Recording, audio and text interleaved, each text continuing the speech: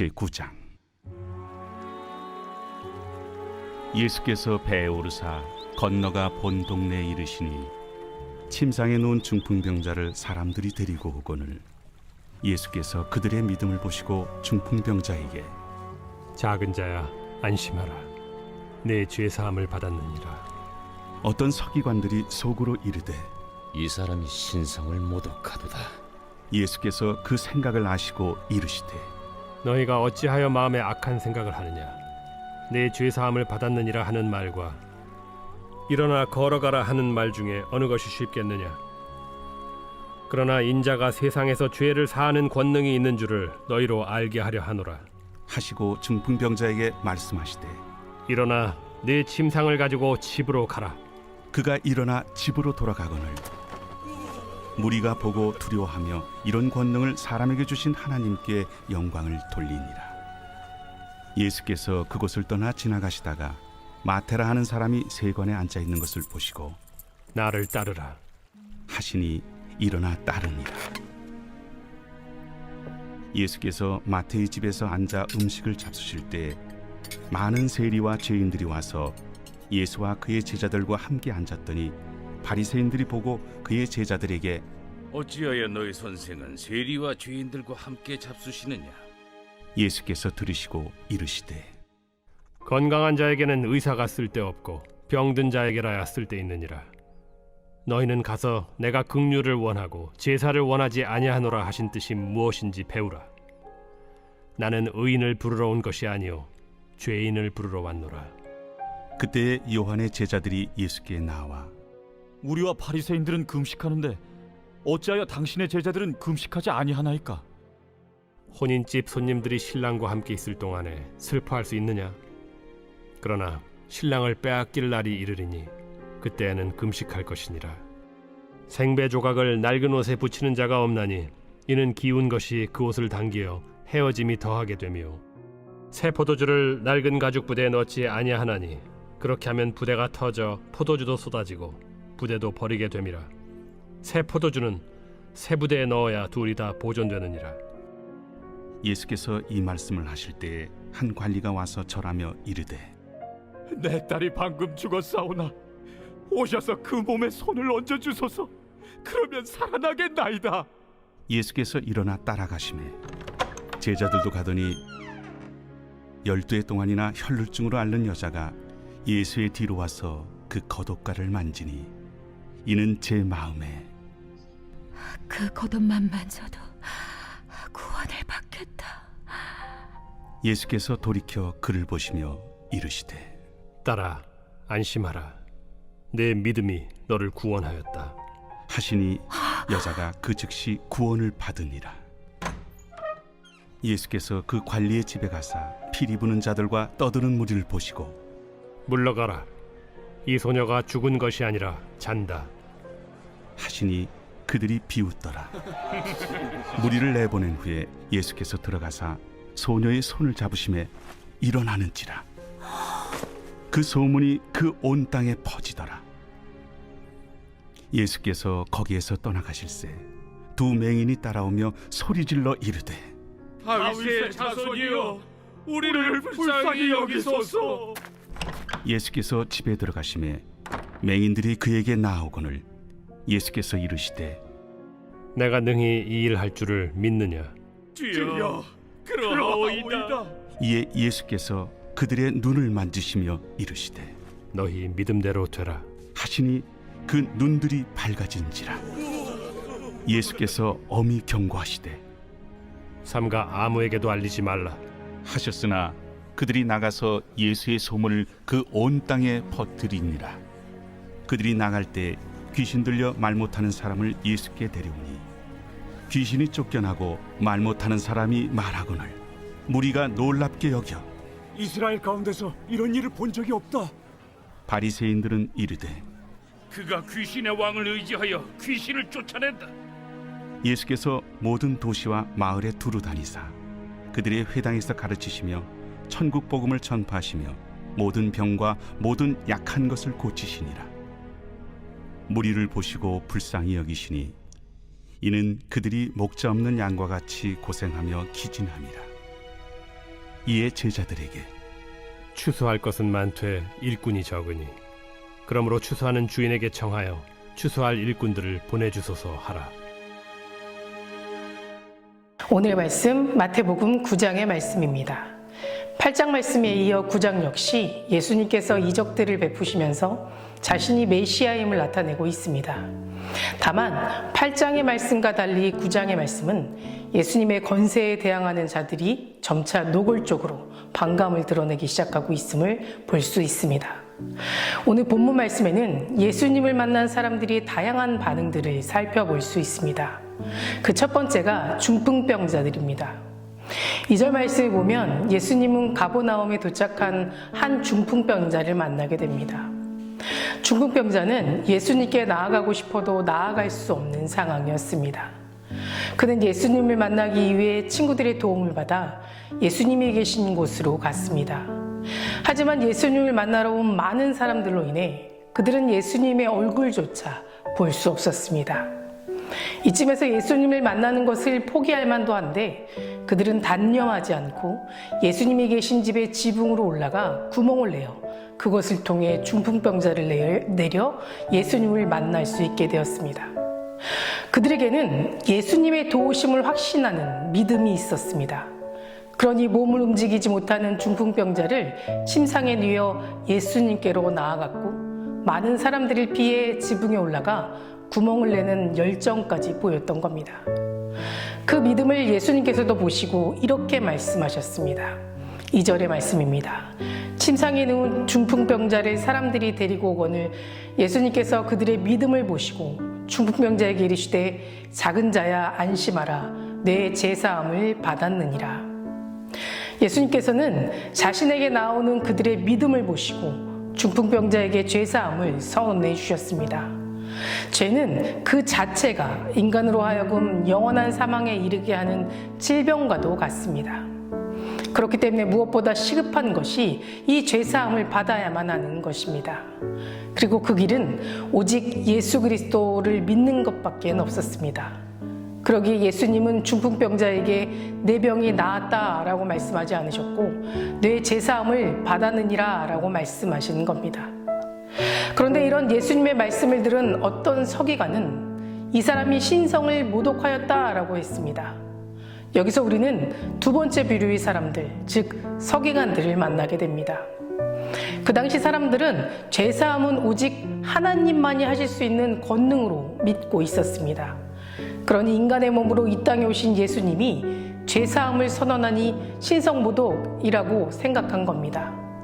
하지만 예수님은 자신이 이 땅을 구원할 메시아이자 하나님이 보내신 아들이라고 말씀하셨고 또 수많은 이적을 보여주셨습니다. 그런데 그들은 끝까지 예수님을 믿지 못하고 오히려 예수님을 정죄하고 배척하며 핍박하기에 바빴던 것입니다.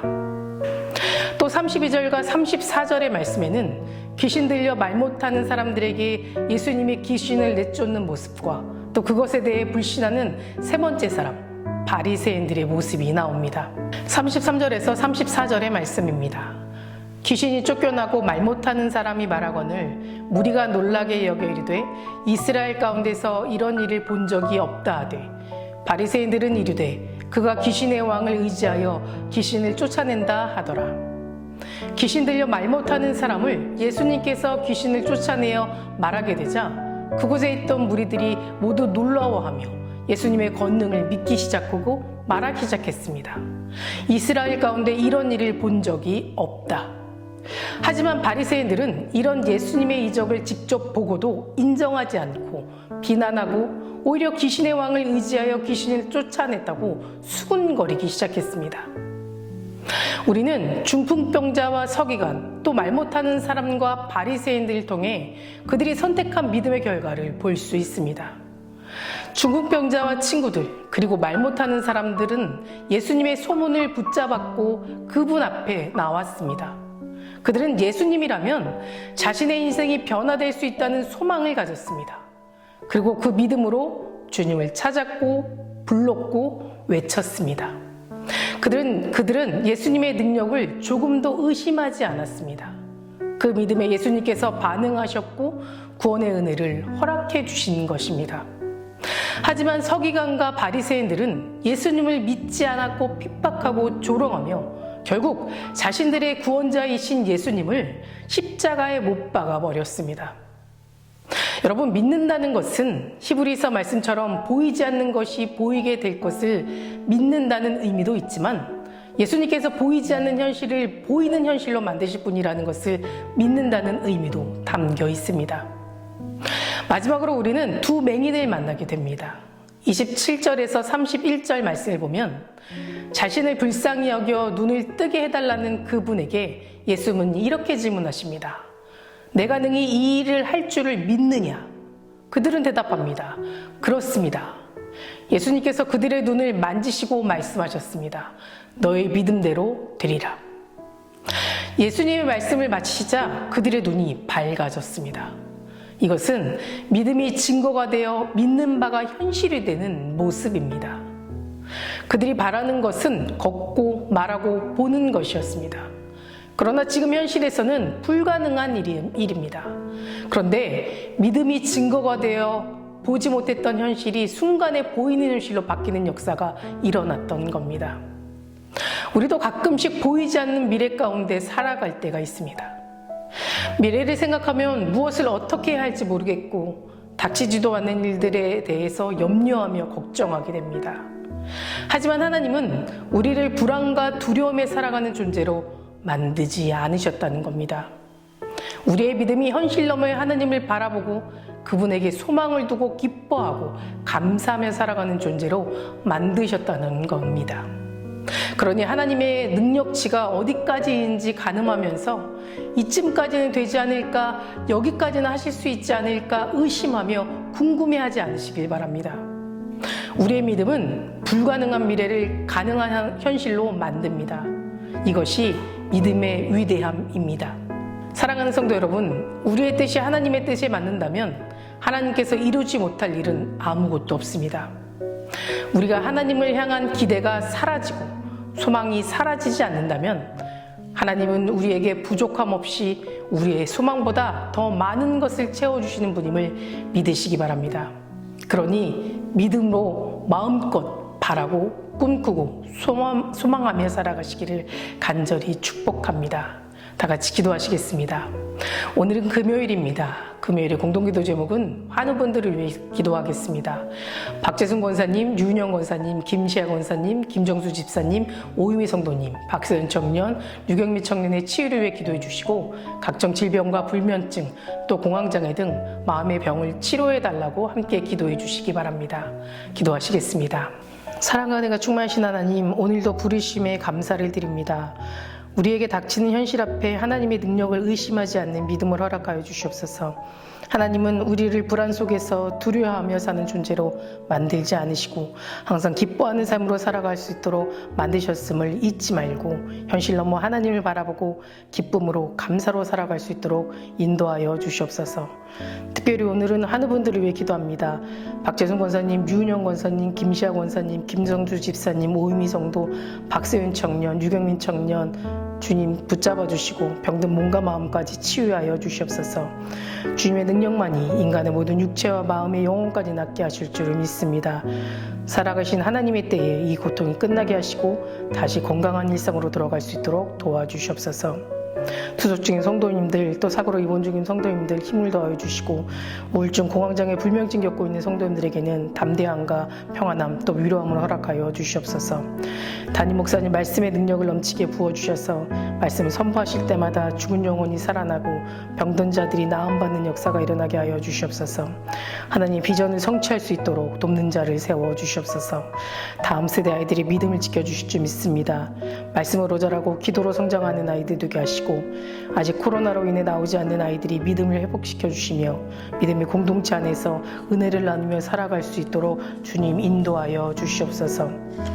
새벽마다 1,000번째 드리며 간구하는 기도 제목에 응답하여 주실 줄 믿사오며 이 모든 말씀 예수 그리스도 이름으로 기도드립니다. 아멘.